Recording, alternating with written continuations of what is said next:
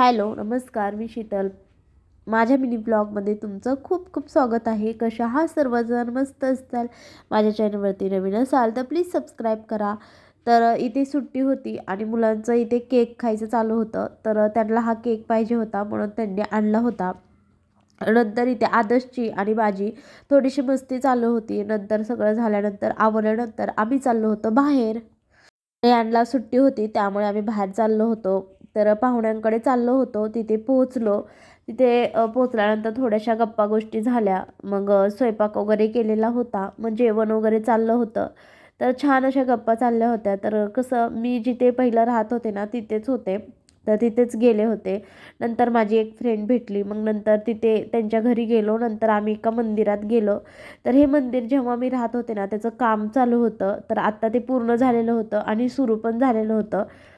तर ह्या मंदिराचं नाव होतं चारभुजा विष्णू धाम असं मंदिराचं नाव होतं. तर इथे